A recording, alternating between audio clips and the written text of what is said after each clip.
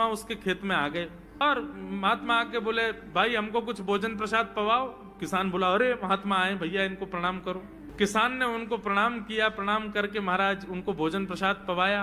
कहा महात्मा जी आप आए हैं, मुझे कोई गुरु मंत्र दे जाओ। महात्मा जी ने सुंदर गुरु मंत्र दिया, द्वादशाक्षर मंत्र दिया।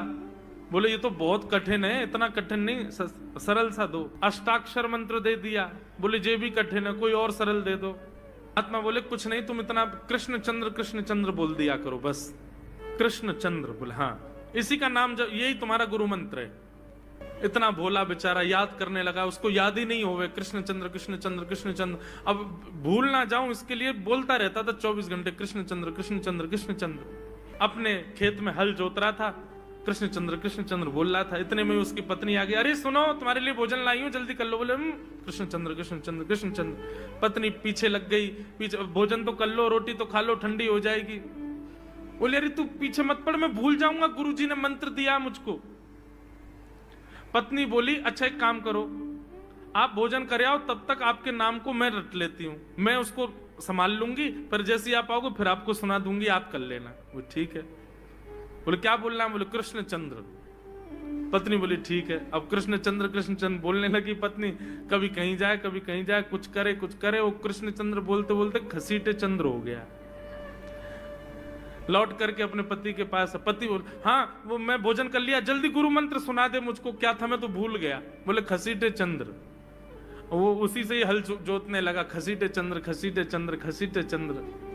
आकाश में वैकुंठ में बैठे हुए वैकुंठनाथ भगवान प्रसन्न हो गए और प्रसन्न होकर बोले लक्ष्मी जी हम जा रहे हैं। बोले कहां? बोले एक किसान का उद्धार करने जा रहे हैं, उसको वैकुंठ लेके आएंगे। लक्ष्मी जी बोली आपका अशुद्ध नाम बोल रहा है, वो आपका अशुद्ध नाम उच्चारित कर रहा है वो, और आप कह रहे हो कि इसका कल्याण करूंगा मैं।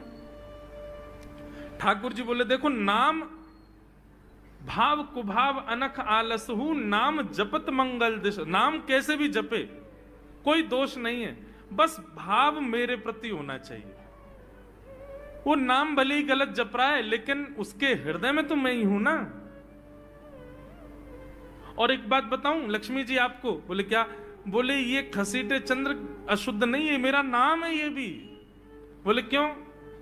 बोले जब हम छोटे थे तो बाल लीला कर रहे थे ब्रज में, यशोदा मैया खूब नहलाती धुलाती और बढ़िया सुंदर श्रृंगार करती, लेकिन हम पूरे नंद भवन में घुटमुन चल चल के कभी नीचे लुढ़क करके कभी ऊपर गिर के सब माला तोड़ लेते, अस्त व्यस्त वस्त्र कर लेते, घुंघराले केशों की ऐसे भुज्जा बना लेते, ऐसा रूप बना लेते।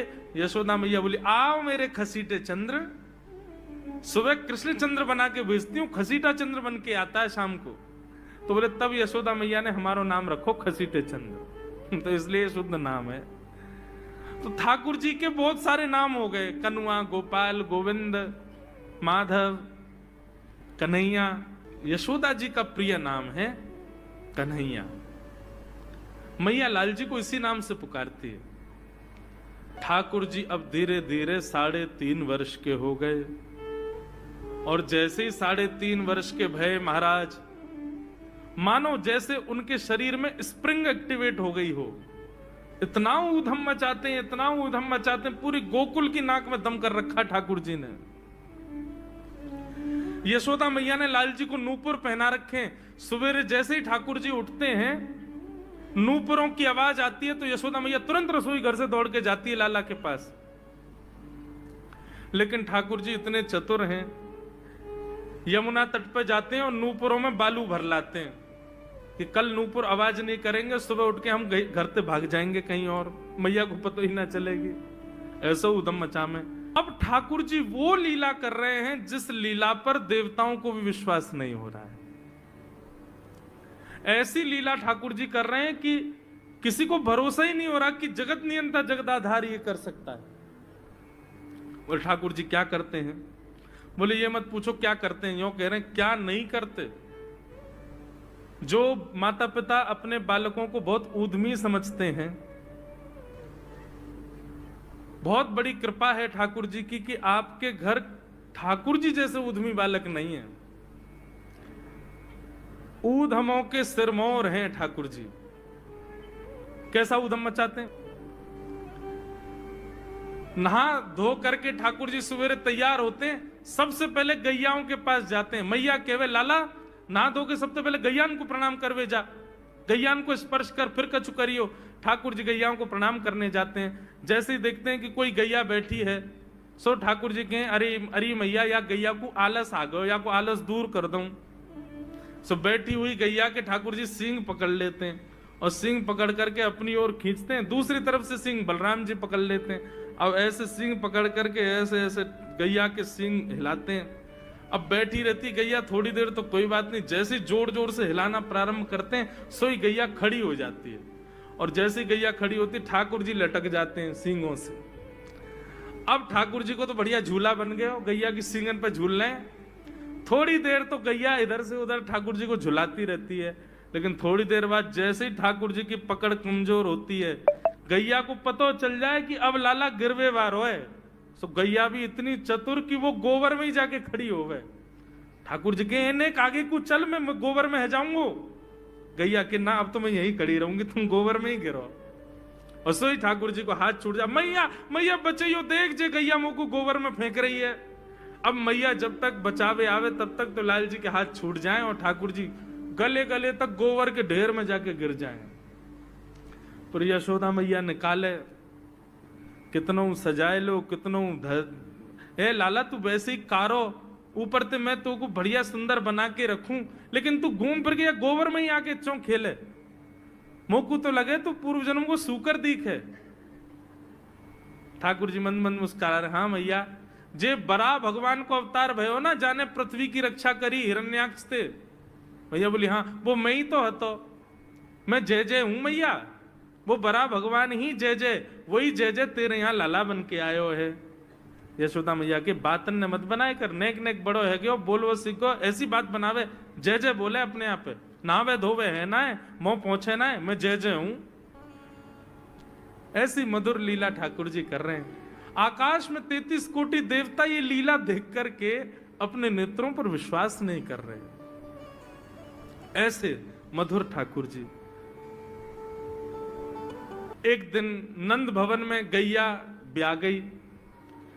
जैसे ही गैया ब्याई, ठाकुर जी जैसे ही गैया ब्याती है ठाकुर जी वहीं खड़े हो जाते हैं। और बंधुओं शास्त्रों में आज्ञा है कि गाय जब ब्याह रही हो, बछड़े को जन्म दे रही हो या बछिया को जन्म दे रही हो, उस समय गैया जो होती है वो दो मुखी हो जाती है। एक मुख तो सामने है, और जब जन्म देती है तो बछड़ा या बछिया उसका मुख जब बाहर आता है तो दो मुखी हो जाती है। ऐसी दो मुखी गैया की जब आप परिक्रमा करते हो तो पूरे ब्रह्मांड की परिक्रमा का फल प्राप्त होता है। तो ठाकुर जी का नियम है, नंद बाबा की उंगली पकड़ के खड़े रहे, जैसे ही गैया ब्यावे वारी हो तो वाकू सहलाते रहे, जैसे ही गैया ब्यावे वारी हो, जैसे ही बछड़ा बाहर आवे सोई ठाकुर जी वाकी परिक्रमा कर लें, परिक्रमा करके दंडवत प्रणाम करें, वाकू वाकी चरण रज को माथे से लगा में, और बछड़ा जन्म ले सो वाकू नवा में दुआ में, वाकू अपने गरे से लगा में। एक दिन ठाकुर जी जोर जोर से रोने लगे।